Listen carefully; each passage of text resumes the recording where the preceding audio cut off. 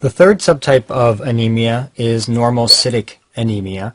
And recall, based on the paradigm that we've established when we discussed both microcytic and macrocytic anemias, that a normocytic anemia will be defined by the fact that there is an anemia, i.e. a decrease in red blood cell mass. However, the red blood cells are normal sized. And again, the key measure of size that we've been using is the MCV, or the mean corpuscular volume. And in a normocytic anemia, the MCV will be normal, which is between 80 and 100. Now, in normocytic anemias, the key differential diagnosis is the anemia due to peripheral destruction, i.e., are the red blood cells being destroyed outside of the bone marrow, or is the anemia due to underproduction, i.e., is the bone marrow not making red blood cells? And the way we can distinguish between these two etiologies is to look at the reticulocyte count. Reticulocytes are young red blood cells that are obviously released from the bone marrow. You can think of them as baby red blood cells. On a blood smear, they're identified as cells that are slightly larger than normal, just a tad bit larger, with bluish cytoplasm. And the bluish cytoplasm is due to residual RNA within the cell. Basically, when the young red blood cell is born, it's born with no nucleus, and it has most of its hemoglobin. However, there is some residual processing of RNA and protein synthesis that continues to occur in the first day or so after birth. Reticulocytes look like this. Here's a red blood cell smear, and you can see that there is this one cell that's just a tad larger than the others, and that has this bluish hue to its cytoplasm. And again, the bluish hue is due to the presence of RNA within the cytoplasm. It's important to know why the reticulocyte looks blue.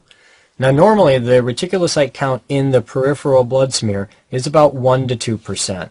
Each day, about 1 to 2% of cells are removed from the circulation and replaced by reticulocytes. In a properly functioning bone marrow, the reticulocyte count, if there was an anemia, should pump up to greater than 3%. What I mean by this is that when there is an anemia, the bone marrow should respond by making more reticulocytes in order to try to make up for the loss of red blood cells. And the bone marrow does have the ability to pump up the reticulocyte production so that the reticulocyte count in the peripheral blood smear would be greater than 3%. However, we also need to keep in mind that with an anemia, the reticulocyte count will be falsely elevated. And that's because the reticulocytes are measured as a percentage of the total red blood cells. Let's assume that a patient has 98 red blood cells, and 2 of those red blood cells are reticulocytes. So then this would mean that the reticulocyte count in a normal patient is 2 out of 100. 98 plus 2 is 100, so 2 out of 100, and therefore the reticulocyte count is 2%. Now let's imagine that the patient gets an anemia. If the patient gets an anemia, if we assume that 50 of these 98 red blood cells get destroyed, or about half of the cells get destroyed, then the patient would have 48 red blood cells, and because the vast majority of what gets destroyed are going to be the normal red blood cells, the patient would have 2 reticulocytes, and so now the patient has 2 out of 50. 48 plus 2 is 50. 2 over 50, which is really 4 over 100, or 4%. Now you see that the reticulocyte count went up to 4%. However, has the bone marrow made any extra red blood cells in this circumstance? The answer is no. It's still making those same 2 reticulocytes. And so you can see that in a patient with anemia, the reticulocyte count is falsely elevated. And that's what I was trying to say here in your text, that a decrease in total red blood cells falsely elevates the percentage of reticulocytes. Therefore, in order to adjust for the anemia, we need to correct the reticulocyte count. And how do we correct the reticulocyte count? By multiplying it by the hematocrit divided by 45. That then would correct the reticulocyte count. So let's go back to the whiteboard. Remember in our example, the patient normally had 98 cells and 2 reticulocytes, giving a percentage of 2%. And then the patient got an anemia so that half of their red blood cells were destroyed. So roughly 48 red blood cells are present. And then the reticulocyte count remained 2. And we said that that reticulocyte count now becomes 4%, 2 over 50. Well, in essence, this anemia represents a destruction of about half of the red blood cells. And so the way we would correct this 4% is to take the 4% and multiply it by the patient's hematocrit over the normal hematocrit, which is about 45. So let's say that the patient has lost half of their red blood cells. Their hematocrit would be half of normal, about 23. So 23 over 45 would be approximately 1/2, just roughly. Obviously 23 over 46 is 1/2. But this would be 1/2 times 4%, which would then bring our reticulocyte count, our corrected reticulocyte count, down to 2%.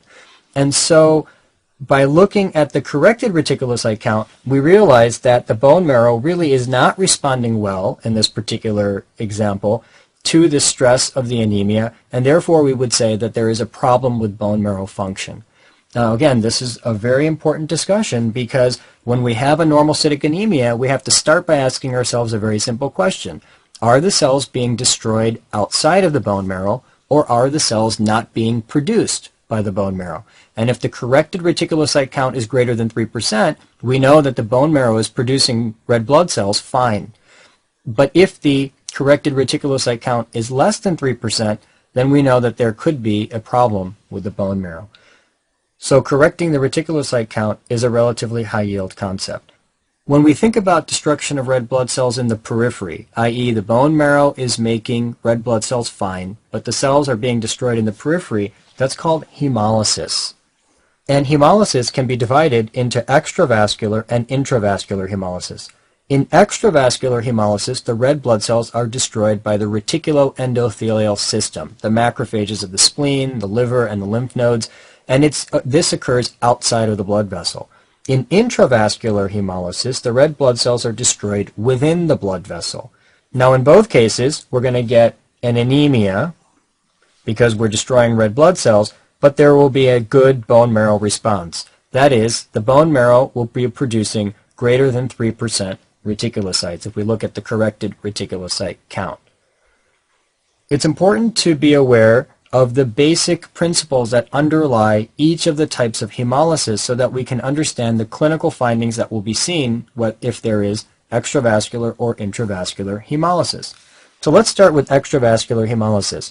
Recall that I said that in extravascular hemolysis, the red blood cells are destroyed by the reticuloendothelial system. The reticuloendothelial system is made up of the macrophages of the spleen, liver, and the lymph nodes. And the macrophages, they consume red blood cells and then break down the hemoglobin. When they eat the red blood cells, they break down the hemoglobin, and it's broken down as follows. The globin, which is made up of amino acids, it's a simple protein, is broken down into amino acids.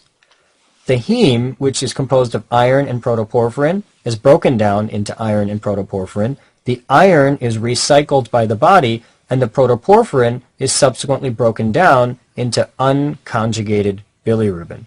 Now, of course, the unconjugated bilirubin will then be bound to the serum albumin and delivered to the liver for conjugation and excretion into the bile. So the unconjugated bilirubin goes into the serum. It is not water soluble, it is fat soluble. It will remain within the serum until the liver can take it and conjugate it, and then the liver, once it's conjugated, will put it into the bile. So patients who have extravascular hemolysis will have clinical findings that are based on this paradigm. Of course, they will have anemia because they are destroying red blood cells. They will have splenomegaly because the spleen is consuming those red blood cells, and this is an example of hypertrophy. In addition, the patients will have jaundice. Why do they have jaundice? Well, let's explain that. If the patient is producing from the spleen unconjugated bilirubin, that unconjugated bilirubin will go to the liver, and it's in the liver, this being the liver, where it becomes conjugated bilirubin, and the conjugated bilirubin will eventually be dumped into the gallbladder. So that's the paradigm. Now let's pretend that the liver normally has the ability to conjugate about 10 molecules every second. It has the ability to conjugate 10 molecules of unconjugated bilirubin every second. And let's say that normally, just by the turnover of red blood cells, remember that the spleen is where the destruction of red blood cells occurs even when blood cells are turning over every 120 days. So let's say that the spleen spits out 5 molecules of unconjugated bilirubin. That's the normal, and we wouldn't have any problem with jaundice. In the case of extravascular hemolysis, the patient is destroying red blood cells at a much higher rate. And so instead of 5 molecules of unconjugated bilirubin every second, this may go up to 20 molecules of unconjugated bilirubin every second. Now these 20 molecules are going to override the conjugating ability of the liver, and so therefore what's going to happen is that there's going to be an excess of bilirubin floating around in the blood. Unconjugated bilirubin, that is, floating around in the blood. And because there is an excess of unconjugated bilirubin floating around in the blood, the patients will look yellow and develop jaundice. Again, I've explained that's due to unconjugated bilirubin. At the same time, eventually the liver will conjugate that bilirubin, and when it conjugates that bilirubin, it'll throw it into the bile, and so we're going to get a supersaturation of bilirubin in the bile. And that supersaturation of bilirubin in the bile is going to increase the risk that the bilirubin would precipitate and form bilirubin gallstones. And we'll talk about gallstones in much more detail when we do your liver lectures. Finally, the patients are going to have marrow hyperplasia. Why would they get marrow hyperplasia? Because the bone marrow is fine. There's no problem in the bone marrow, and so there will be hyperplasia of the cells of the bone marrow, and the reticulocyte count will increase because the bone marrow will begin to pump out as many baby cells as possible. And so we'll have a corrected reticulocyte count of greater than 3%. In the case of intravascular hemolysis, the red blood cells are being destroyed within the blood vessels. Now, destruction of the red blood cell within the blood vessel would result in the hemoglobin, which is present within the red cell, to actually be passed directly into the blood. And when hemoglobin gets passed into the blood, the very first response of the body is to bind it with a scavenger molecule called haptoglobin. Haptoglobin binds hemoglobin and takes it to the spleen to be reprocessed. So that's one way by which the human body can save hemoglobin that might leak out of the red blood cell. And again, why would the human body want to save hemoglobin? Because hemoglobin has iron, and iron is classically very difficult to get a hold of. And so the body tries to save every bit of iron that it can. So the initial stage of loss of hemoglobin in the serum is formation of a hemoglobin-haptoglobin complex, and therefore the patient's haptoglobin levels, the free haptoglobin levels, will actually decrease. So that's one very early change.